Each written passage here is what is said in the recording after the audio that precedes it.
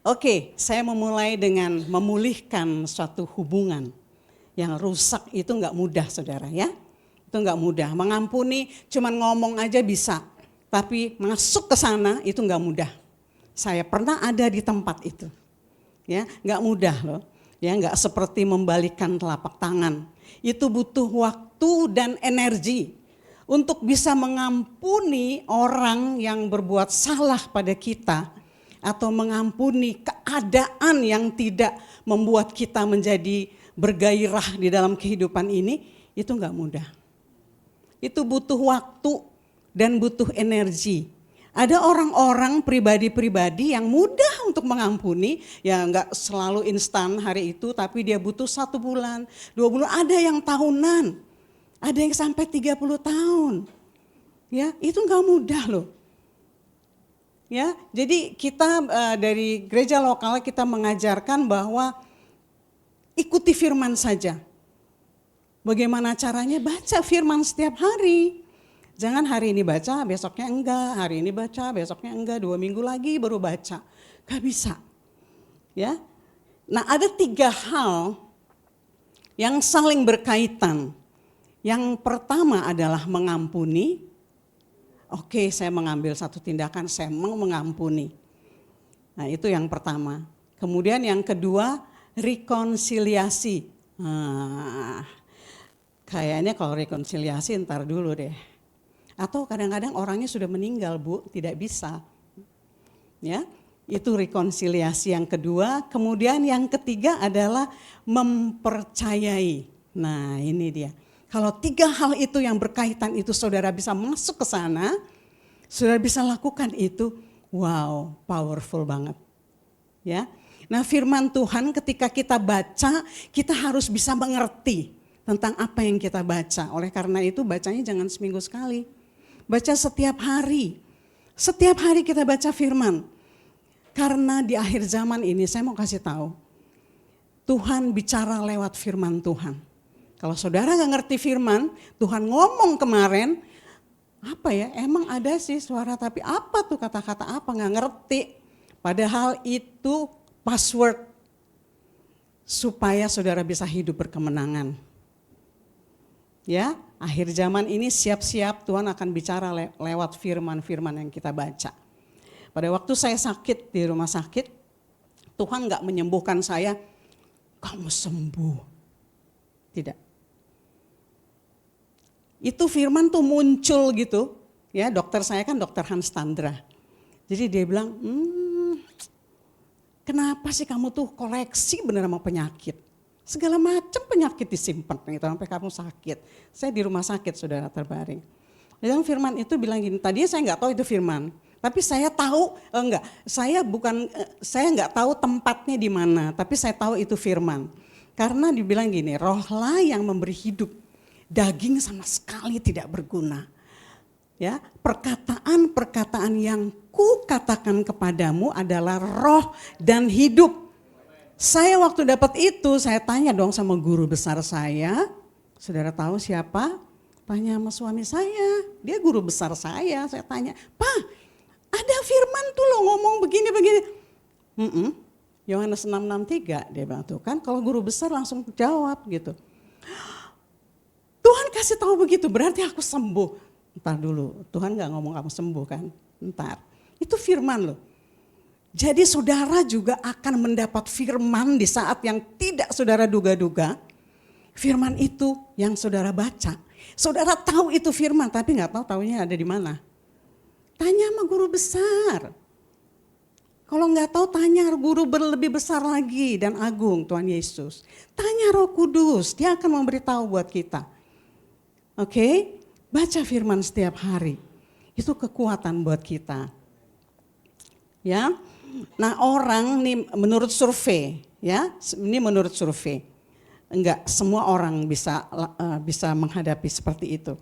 Orang yang dibesarkan dengan kasih sayang yang penuh, itu gelas cintanya tuh besar dan penuh, saudara. Ya, selalu ada stok cinta yang bisa dibagikan ke orang lain. Selalu memiliki kemampuan untuk mengampuni, ya, tidak lumpuh emosinya. Ketika orang melukai perasaannya, dia selalu punya cara untuk mengelola perasaannya. Nanti kita belajar. Saya berdiri di sini 2 jam, asal saudara tahu aja, ya. Dan kemudian dia memilih, saya memilih untuk tidak larut di dalam luka itu. Nah, ini orang-orang yang kayak gini nih, yang dibutuhkan di akhir zaman ini. Ya, orang bisa terluka di kantor, orang bisa terluka di rumah dengan tetangga, orang bisa terluka dengan pasangan yang tidur bareng sama dia, bisa. Ada verbal abuse yang terjadi dalam rumah tangga. Apa itu? Perkataan yang menyakitkan, perkataan yang melumpuhkan. Itu terjadi di keluarga-keluarga Kristen. Bangkit. Bangkit. Pilihlah untuk tetap hidup. Jangan pernah larut di dalam luka itu. Di dalam hidup kita, ada satu ruang yang hanya diisi oleh Tuhan Yesus, gak bisa yang lain.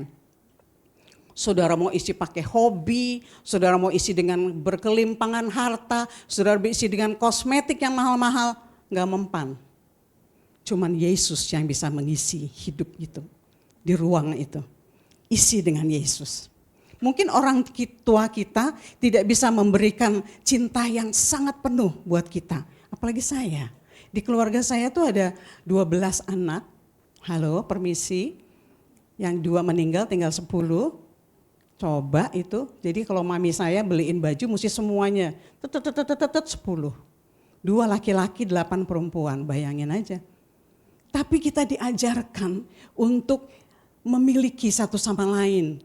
Mengampuni satu sama lain. Ya, itu pola asuh, nanti kita akan belajar, ya. Nah, mungkin orang tua kita tidak pernah belajar tentang parenting.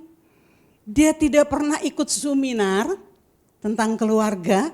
Ya begitu aja gitu loh. Nah, kita masih nyimpen, ini gara-gara orang tua saya, gara-gara orang tua saya. Hei, kita nggak bisa memilih kita lahir di mana, ya.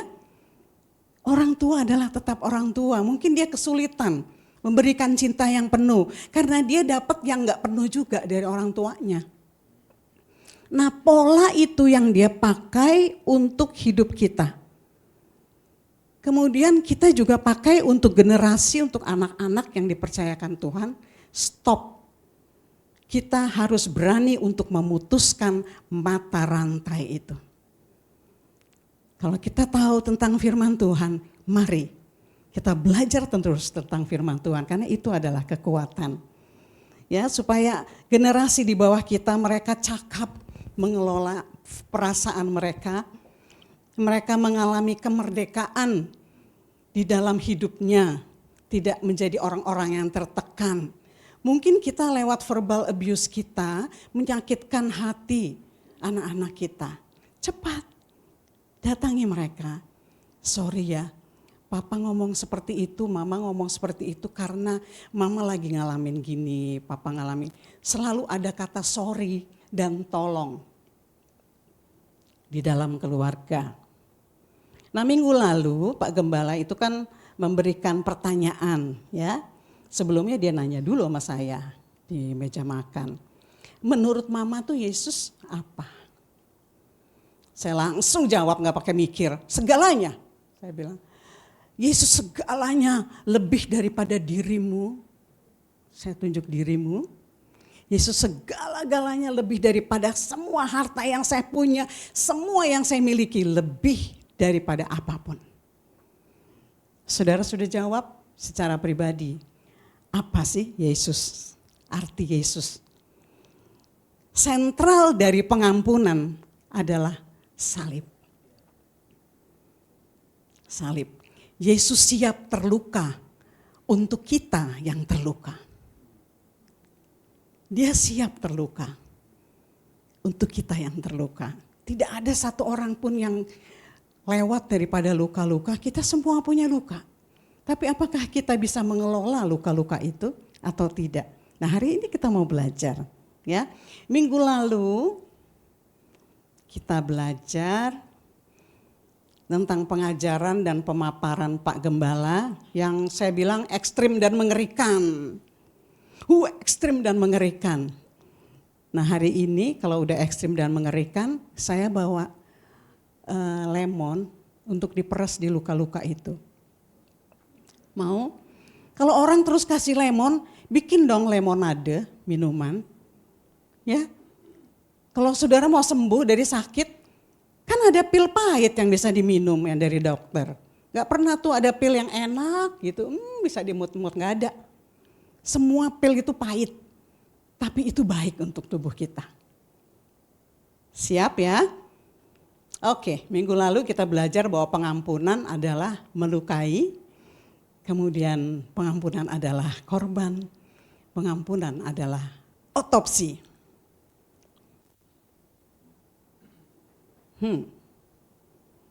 Serem kan? Ekstrim nih, saya bilang ekstrim banget nih. Kemudian dibilang gini, pengampunan adalah proses pendewasaan dan memerdekakan. Masih ingat ya? Minggu lalu Pak Gembala ngajar gitu. Proses pendewasaan dan apa itu? Memerdekakan. Benar, memerdekakan. Lewat melukai, korban, dan otopsi. Di sini kita butuh yang namanya sesuatu yang tajam. Kalau melukai, ada terluka tapi nggak pakai sesuatu yang tajam, nggak bisa. Sesuatu yang tajam itu saya katakan itu adalah firman Tuhan. Kita bisa melewati ini semua. Yang penting ada firman Tuhan.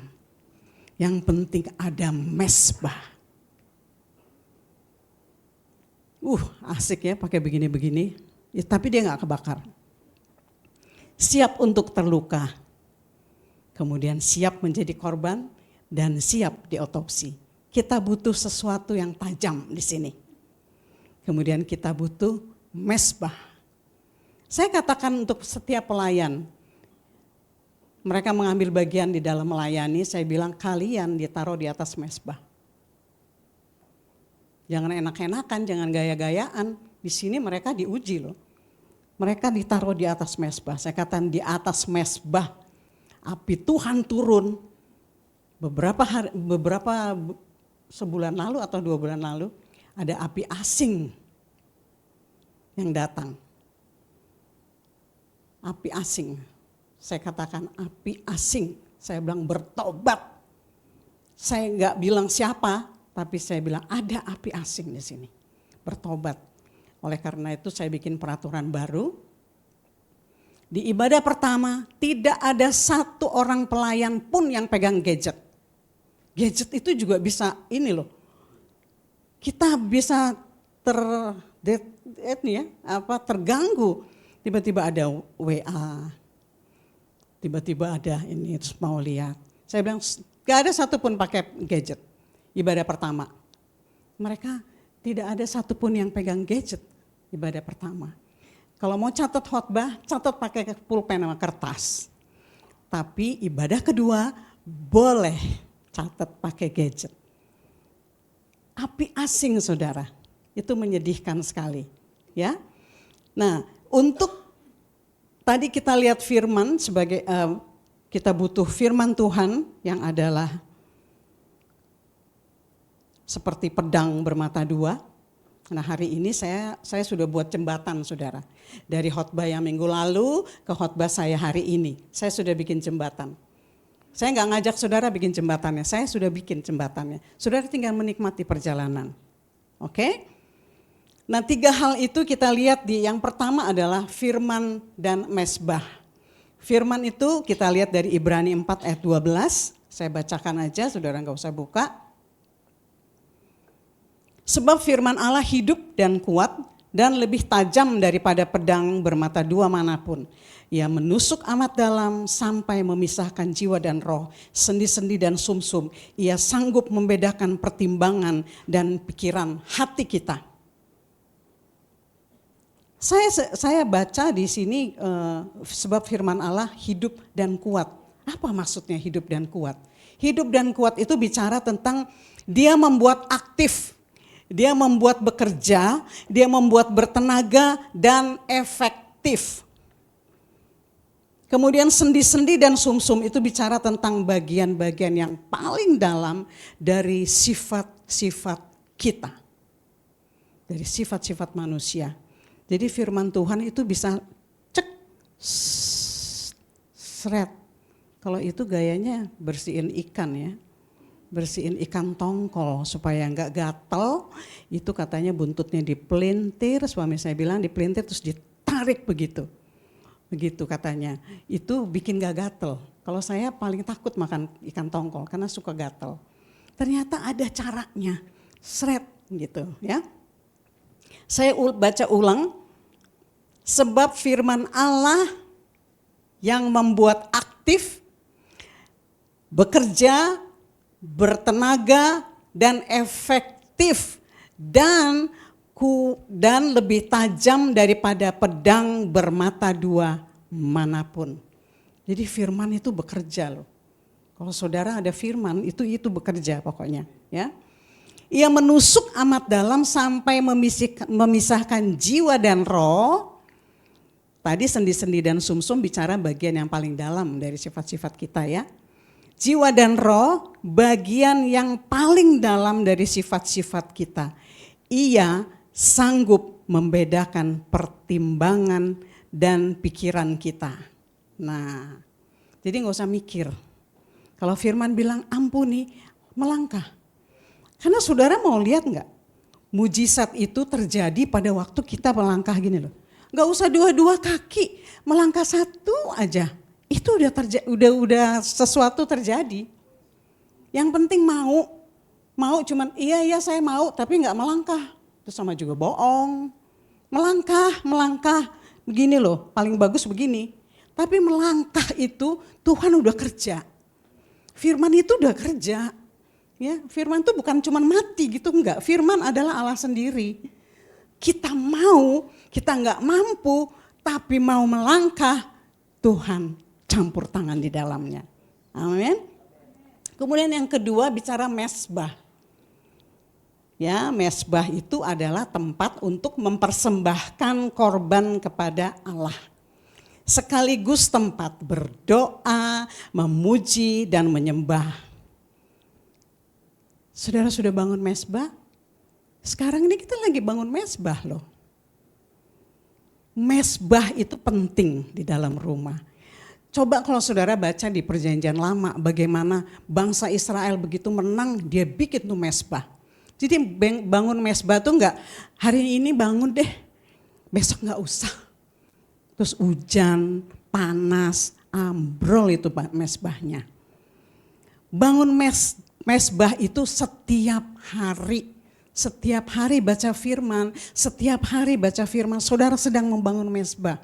Sudah bangun mesbah? Udah lah ya, tadi kan kita baca firman kan.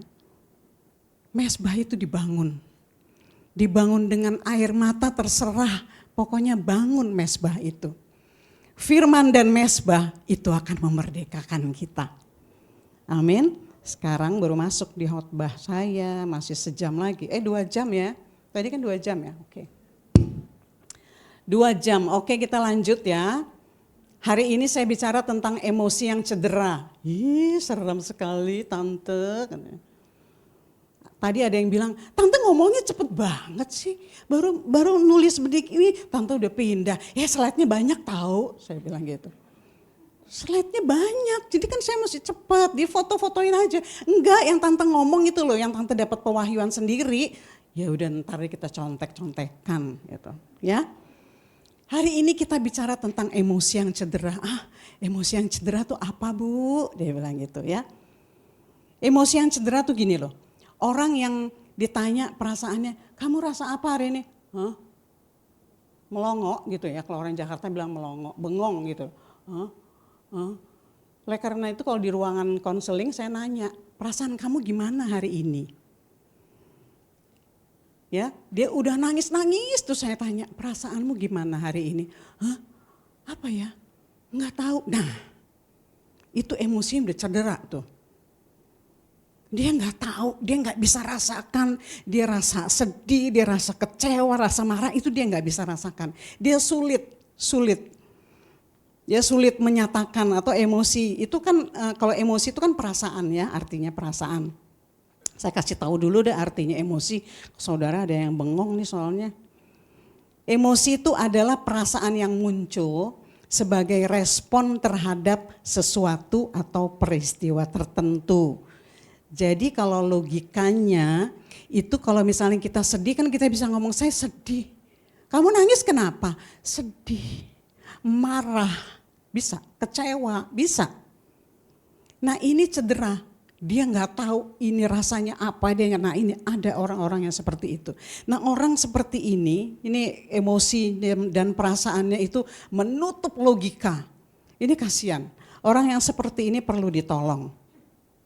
Ya, orangnya harus ditolong karena dia tidak bisa membedakan saya rasa apa.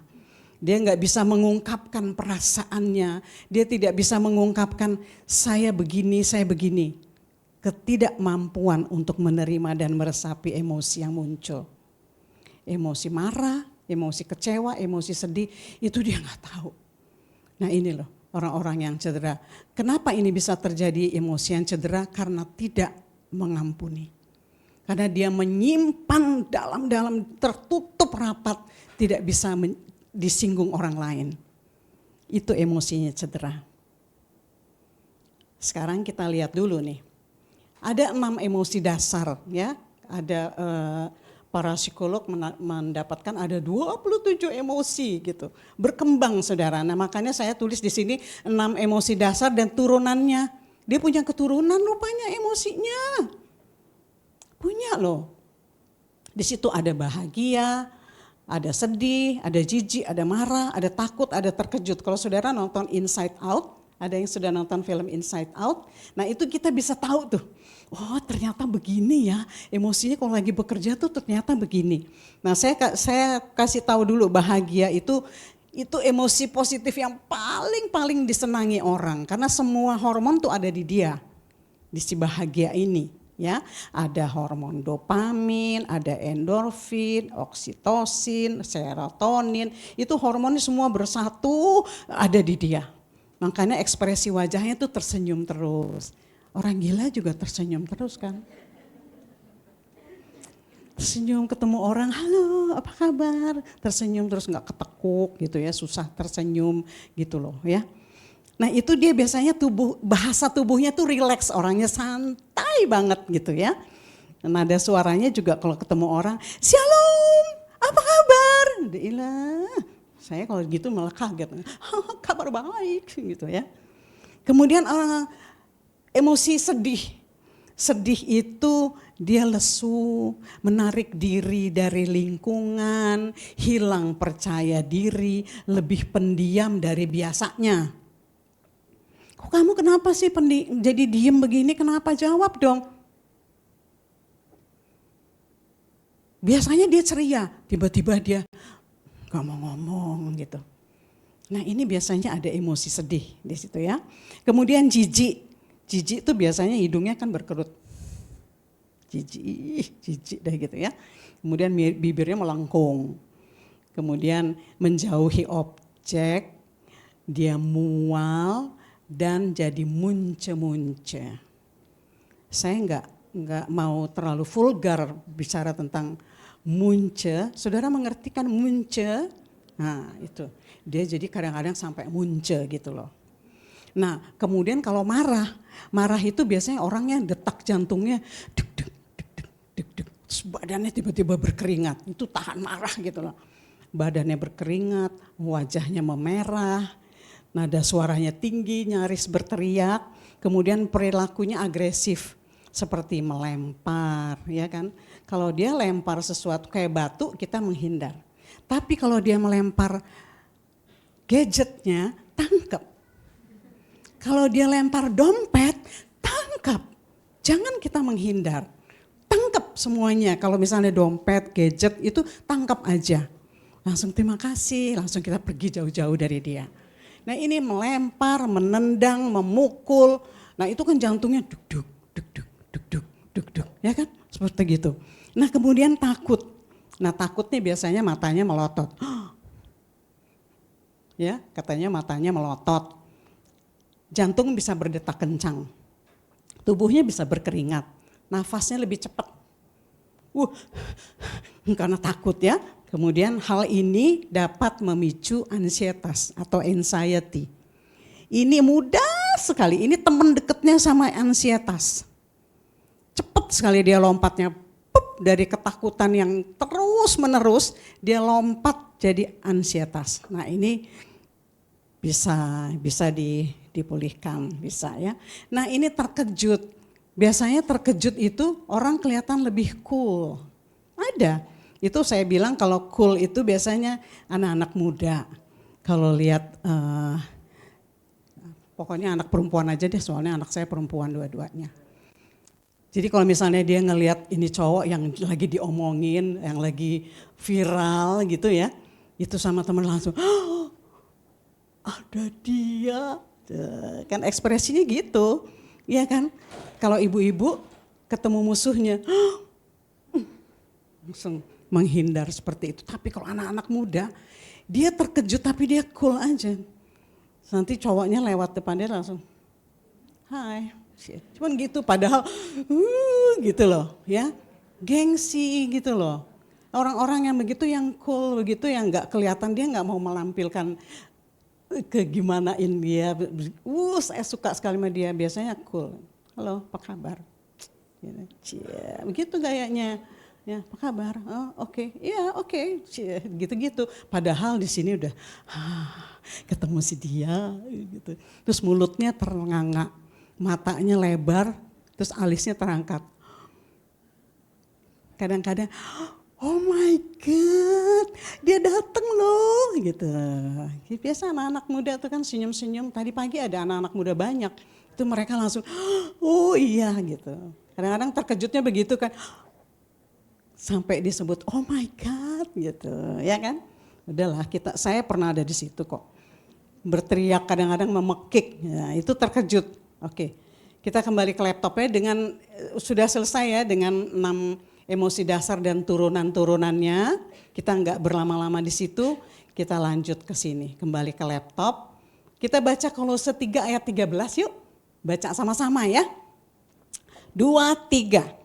Sabarlah kamu seorang terhadap yang lain dan ampunilah seorang akan yang lain apabila yang seorang menaruh dendam terhadap yang lain. Sama seperti Tuhan telah mengampuni kamu, kamu perbuat jugalah demikian. Yang terakhir saya baca ulang deh. Sama seperti Tuhan telah mengampuni kamu, kamu perbuatlah demikian. Nah, mau melakukan seperti yang Yesus lakukan? Maunya dengan tulus ya, jangan mau dengan mau gitu ya. Nah mengapa sih sulit mengampuni?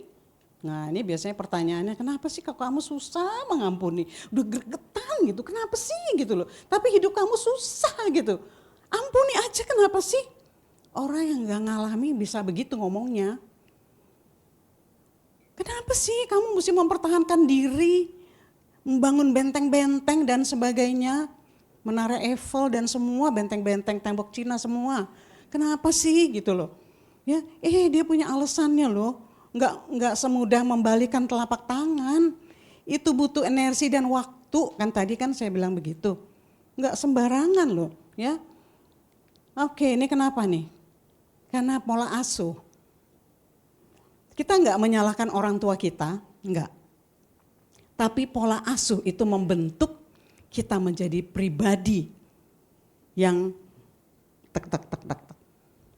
Kemudian ego yang terluka, harga diri yang tergores, terus perasaan yang tidak adil. Saya baru-baru mendapatkan satu klien, semuanya dia borong jadi satu. Ini ada, oleh karena itu saya paparkan nih. Ini pola asuh, dia tidak dibesarkan di dalam satu keluarga yang meninggikan pengampunan. Ya, tidak pernah diajarkan bahwa kalau misalnya mama lagi sakit hati sama Pak RT, terus Pak RT dikasih nama pantat panci gitu. Ya. Gak pernah tuh diajarkan. Jadi tuh anak belajar bahwa oh Pak RT itu pantat panci. Oh iya. Baru Pak RT-nya lewat pantat panci gitu. Gak pernah diajar seperti itu, gak pernah diajar bahwa orang melakukan jahat kepada kita, mungkin dia ada maksud yang lain. Coba selidiki, mungkin kita yang mudah tersinggung, gak pernah diajarkan. Kita gak pernah tuh diajarin, nah saya di dalam keluarga kita hangat ya saudara ya. Jadi kita diajar bahwa kalau misalnya mami gak beliin kamu baju, tapi ukurannya kan sama, bedanya setahun coba. Sama saudara-saudara saya ini, 8 orang perempuan. Jadi kita bisa tuker-tukeran baju gitu kalau mami gak beliin banyak. Jadi kita biasa diajarkan dengan kata kalau misalnya kamu bikin pelanggaran, katakan sorry, minta maaf. Orang tua zaman dulu tuh kan gengsi ya, bilang minta maaf gitu. Tapi papi mami saya bilang, sorry ya, papi tadi marahin kamu, papi tadi selentik kamu, mami kata-kata mami kasar, maaf. Ada kata maaf. Nah orang ini yang kami layani, dia tidak ada pola seperti itu. Cuek, jadi apa kamu, terserah gitu. Nah kemudian egonya terluka. Kenapa saya katakan egonya terluka? Jadi dia adalah seorang pria, seorang bapak rumah tangga, dia merasa dilecehkan, merasa tidak dihargai, dan dia merasa bahwa dia tidak dihormati. Pokoknya dia tidak pernah diperlakukan sebagaimana mestinya. Egonya terluka. Setiap orang punya ego. Pada waktu orang tidak melakukan sesuatu yang kita mau, ego kita terluka, saudara. Ya, kemudian harga dirinya tergores otomatis. Nah, laki-laki ini dia menikah dan dia punya anak, tapi di dalam rumah tangganya itu tidak ada yang semuanya itu ya, yang saya katakan itu. Istrinya bolak-balik berselingkuh. Udah berselingkuh, pergi dengan laki-laki lain, kembali lagi diterima istrinya, kemudian mereka sama-sama udah pikir udah pulih, berselingkuh lagi, keluar lagi, pergi lagi gitu. Sampai akhirnya orang-orang semua teman-temannya bilang, kamu kan laki-laki, gak boleh kalau istrimu lakukan seperti itu, kamu mesti berdiri, kamu mesti ngomong sama istrimu. Waktu dia ngomong sama istrinya pergi, tinggalin dia. Pokoknya intinya adalah dia sama sekali harga dirinya tergores sama sekali karena dia seorang laki-laki dan tidak dihormati, tidak dihargai, diabaikan, kelaki-lakiannya dipertanyakan sama teman-temannya, kamu laki-laki apa bukan gitu loh. Ya, kemudian dia merasa dia memiliki perasaan yang tidak adil. Kok saya diperlakukan seperti ini, kemudian saya masih mesti terima istrinya kembali, kok saya merasa tidak adil. Di gereja dikatakan ampuni, kok gak adil ya. Kenapa saya harus mengampuni? Karena dia menganggap bahwa ketika saya mengampuni berarti saya lemah. Dia menganggap bahwa saya lemah. Saya tidak salah, saya tetap harus mengampuni. Nah dia ngomong dan dia akan mengambil satu tindakan yang ekstrim gitu ya, dia akan menceraikan istrinya. Nah saya tanya sama dia tanya sama kami berdua, saya mau melakukan ini, kira-kira gimana? Dia mancing ya, kan dia udah tahu. Terus begitu Pak Richard bilang gini, kamu mau pertanyaannya dijawab dengan Alkitab apa dunia? Dia bilang ya kalau Alkitab kan saya tahu pasti nggak boleh menceraikan, dia bilang gitu. Tapi ya pokoknya menurut Bapak bagaimana gitu. Saya bilang boleh, kalau kamu mau ceraiin aja, saya bilang gitu. Hah, dia kaget kan saya ngomong gitu. Iya, ceraiin aja, cuma kamu mesti beres dulu hidupmu. Ternyata dia kepahitan sama dirinya, dia tidak bisa menerima dirinya. Ya, tidak berdamai dengan dirinya. Orang mengambil satu tindakan, dia tidak bisa membereskan di dalam sini, itu yang dia ambil tindakan yang salah. Biasanya seperti itu. Nah kemudian pendek cerita bahwa kami bicara, kemudian dia merasa ini udah selesai kamu ngomong, oke. Terus saya bilang, perasaanmu gimana sekarang? Kamu seperti masih ada anger di dalam kamu. Kamu belum selesai. Selesaikan dulu dirimu, berdamai dulu dengan dirimu, baru kamu mengambil satu tindakan. Kamu coba ingat bahwa kamu nanti punya anak, maksudnya dia punya anak kamu tuh nanti punya cucu, nanti cucu akan, oh iya kakek kamu itu dulu dia begini, tapi kamu tetap bertahan sebagai laki-laki yang tahu firman Tuhan, tetap berdiri, mempertahankan. Tunggu, kan panjang sabar itu kan long suffering, ya. Sabar gitu, sabar. Ini Bu udah 4 tahun loh Bu. Iya, tapi kan belum 5 tahun saya bilang. Iya Bu udah 4 tahun saya udah gak tahan. Ih baru 4 tahun, belum 5 tahun, belum 4,5. Saya bilang kan belum 5 tahun, kan belum 6 tahun, mau sampai kapan Bu? Pokoknya sabar aja. Mengampuni, tetap kita ngajarin tentang mengampuni.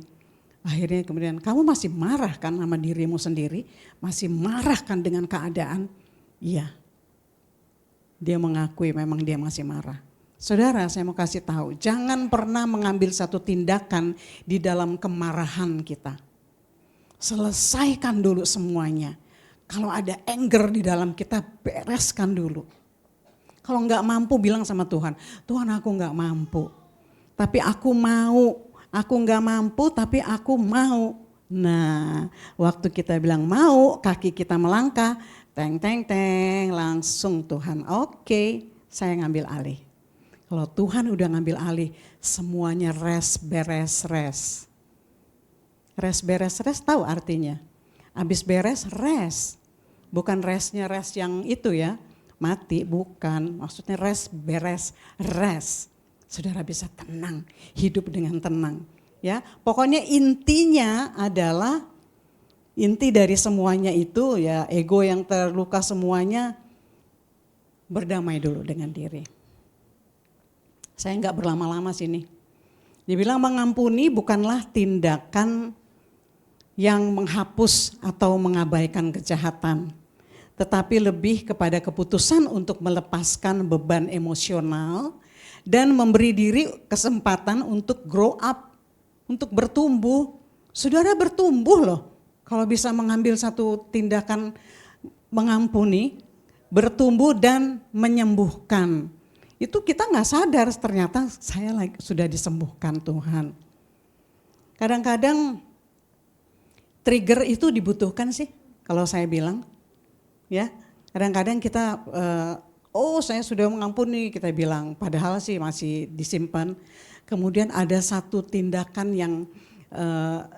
yang kira-kira mirip dengan hal yang kita alami. Nah itu trigger namanya. Trigger itu tiba-tiba muncul, kemudian kita jadi pribadi yang berbeda. Itu kadang-kadang kalau saya bilang trigger itu bagus untuk tahu apakah saya masih ada di trauma itu, pengalaman yang traumatis atau tidak. Nah nanti saya akan kasih tahu bagaimana orang-orang yang masih ada di trauma masa lalu ya. Ya kita semua punya luka ya, kita sama-sama, saya pernah ada di situ juga. Tapi saya enggak sempat memaparkan semua di sini. Apakah kita masih memiliki trauma masa lalu?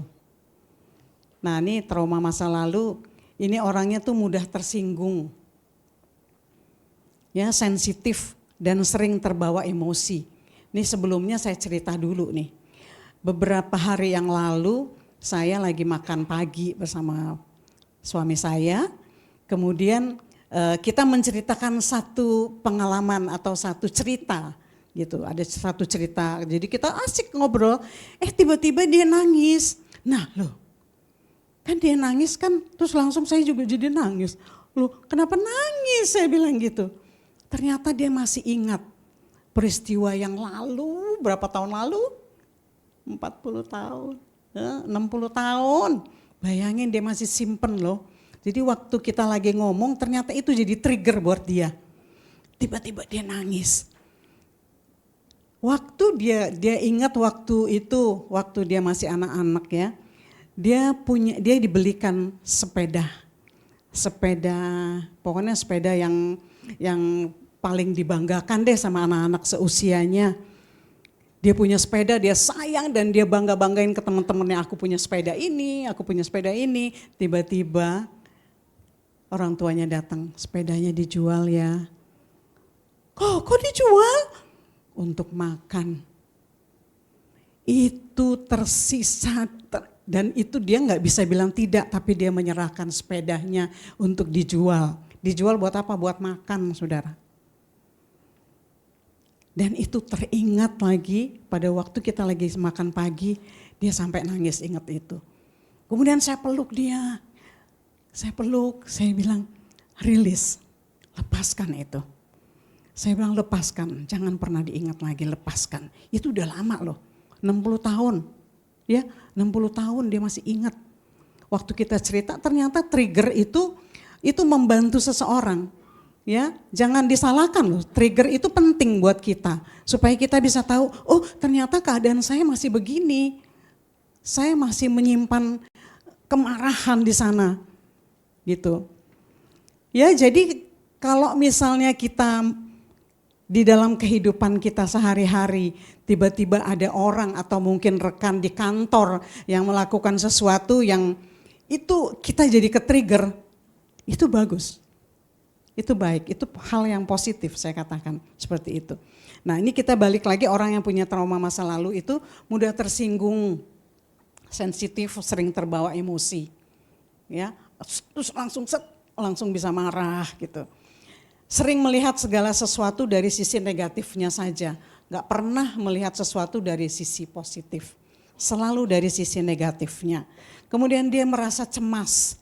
Sering merasa cemas. Ini orang-orang yang anxiety seperti itu ya. Apa-apa terus cemas, apa-apa cemas. Sedih dan kesepian tanpa alasan yang jelas.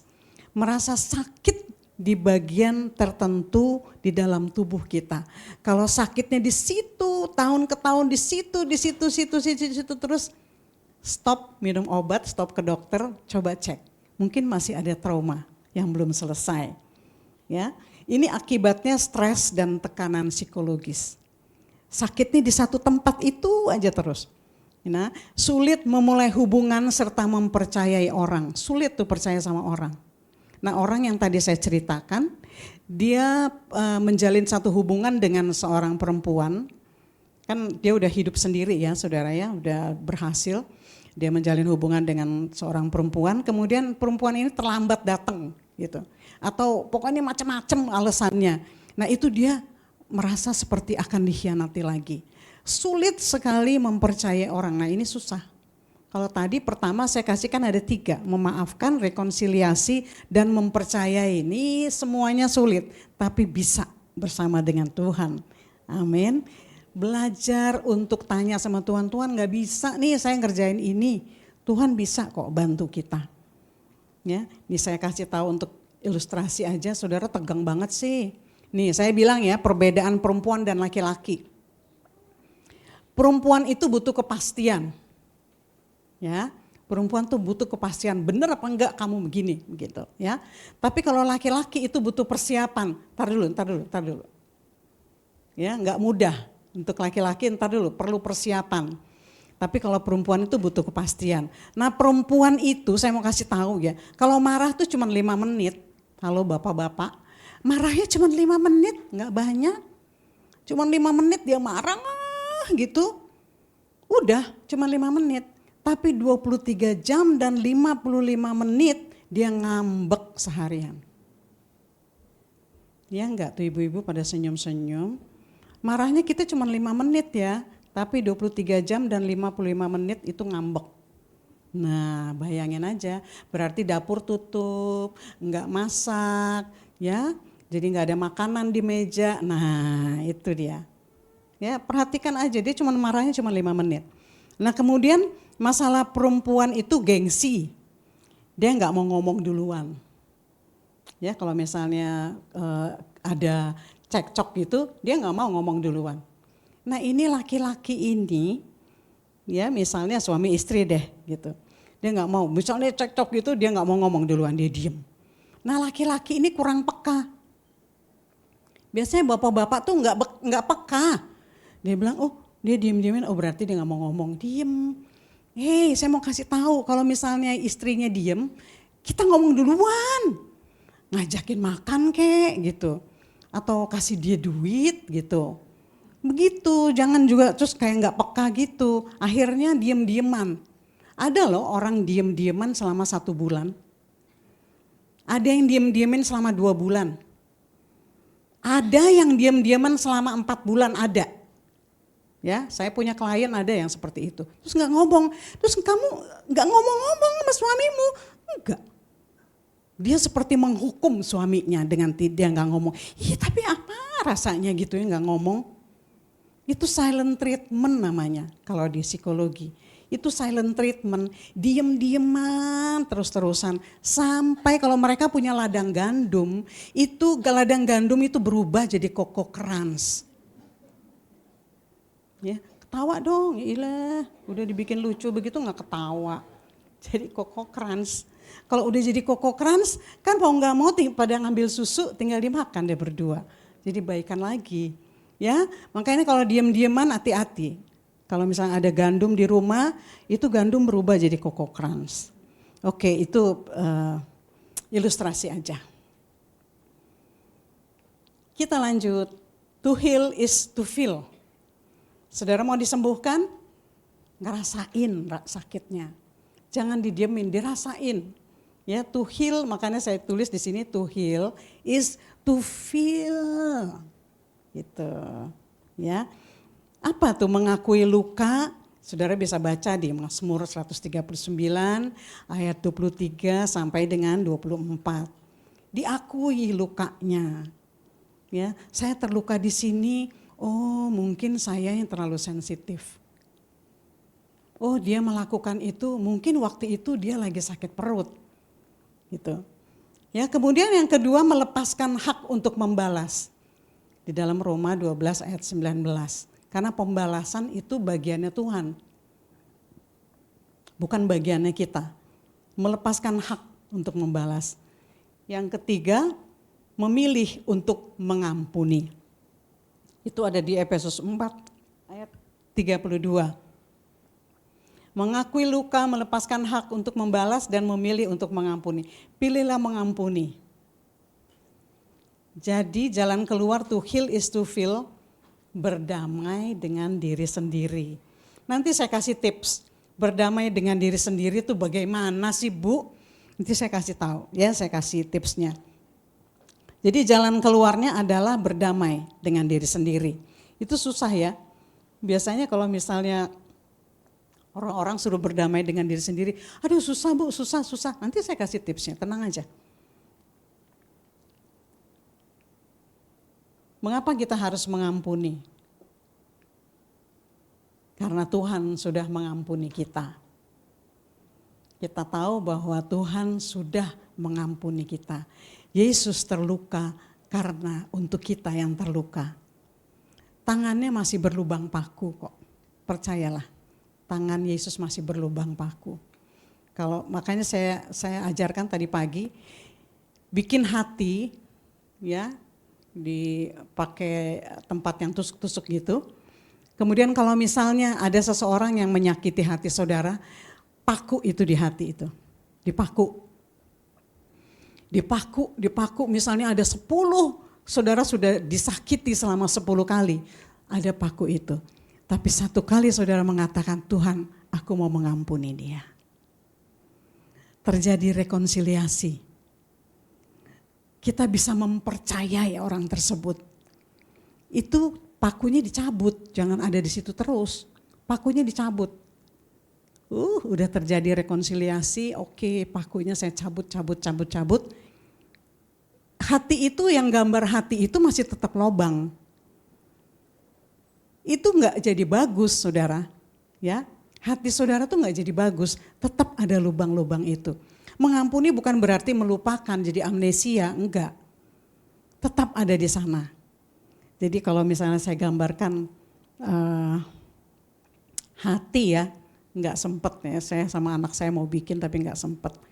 Jadi ada hati Hati yang penuh kepahitan itu warnanya hitam semuanya. Ya, pada waktu kita mau melangkah, kita mau mengampuni, itu hati yang hitam itu lama-lama bergeser. Mungkin sebelah sini masih hitam, sebelah sini udah putih. Bukan berarti hilang, tetap hitamnya tetap ada. Tapi hati kita besar, menjadi besar, saudara.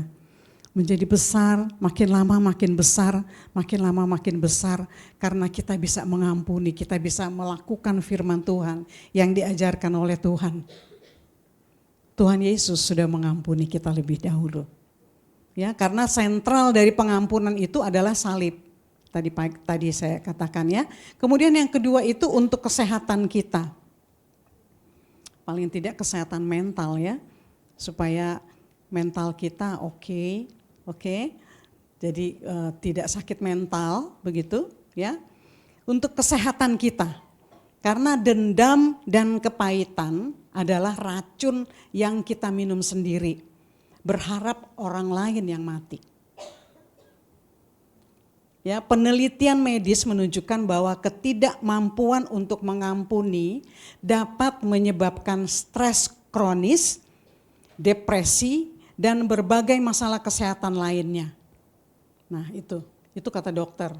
Benar ya dok? Ya kan dokter kalau misalnya kita, aduh saya sakit di sini dok, enggak apa-apa.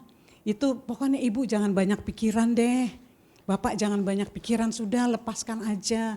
Kan dokter biasanya ngomongnya begitu kan. Kemudian tuanya tuh awet. Mau awet tua apa awet muda? Baru umur 20, ya ampun ibu saya kirain umurnya udah 60 gitu.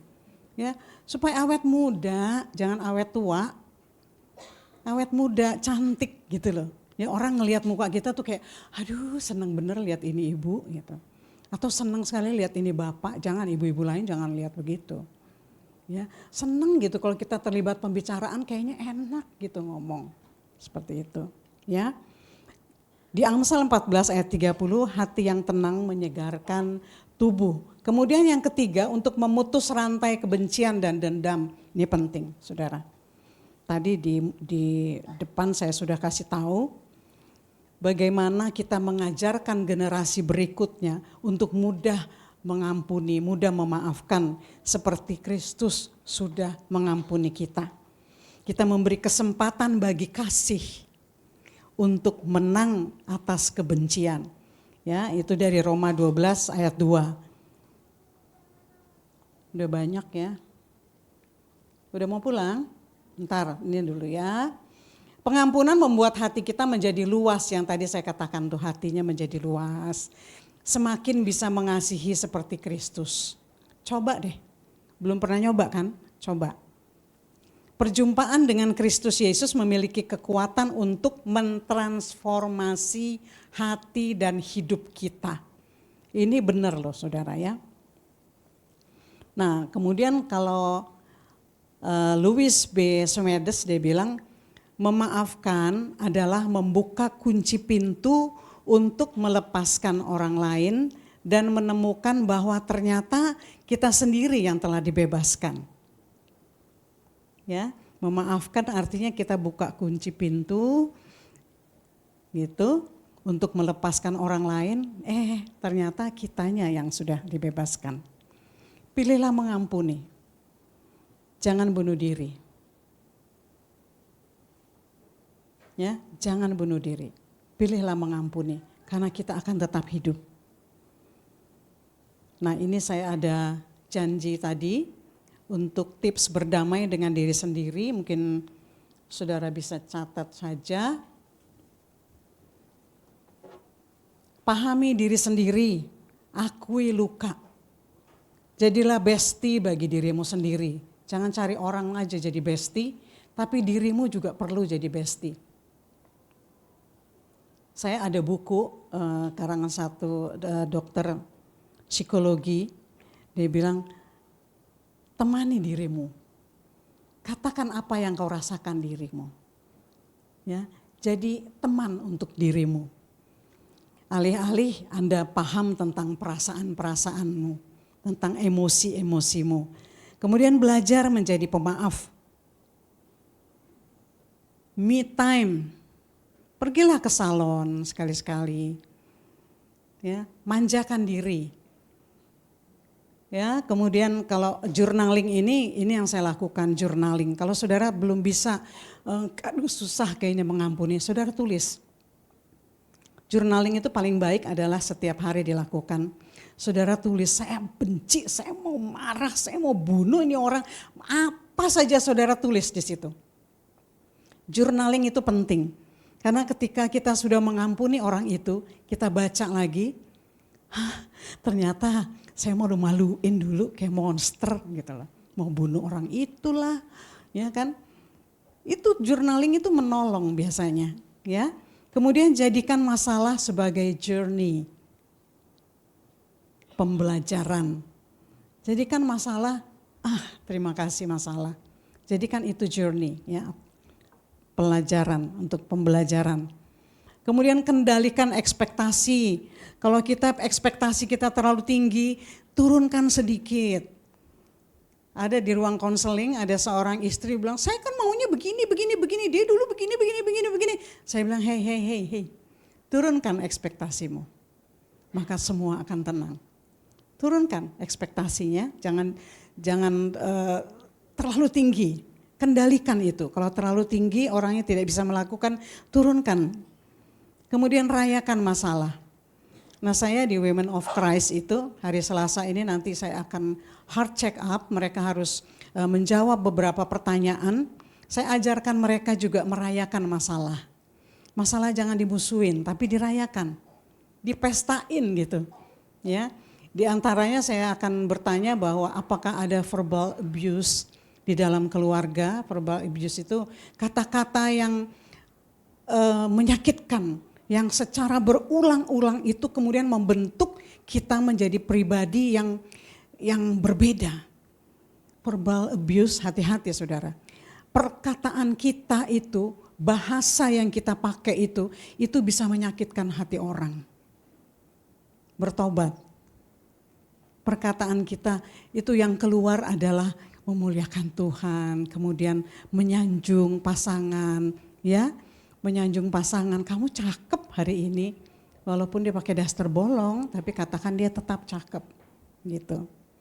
Rayakan, masalah itu rayakan. Di antaranya saya ajarkan di Women of Christ itu seperti itu. Kalau misalnya saudara mau di check up heart-nya, silakan datang hari Selasa jam berapa dong? Jam 6, jam 5 ya, sorry. Jam 5, oke, thank you. Jam 5. Ya, di situ ada heart check up, nanti hasil dari itu semua saya akan paparkan, berarti kita begini, dari situ bisa tahu apakah kita memiliki luka-luka masa lalu, kemudian kita dekat dengan siapa, dengan ayah atau ibu, dari situ kelihatan, gitu. Bisa kelihatan biasanya, orangnya seperti apa itu biasanya kelihatan. Ya, meski sulit mengampuni bukan berarti kita tidak bisa melakukannya. Meski sulit, bukan berarti kita tidak bisa melakukannya. Amin.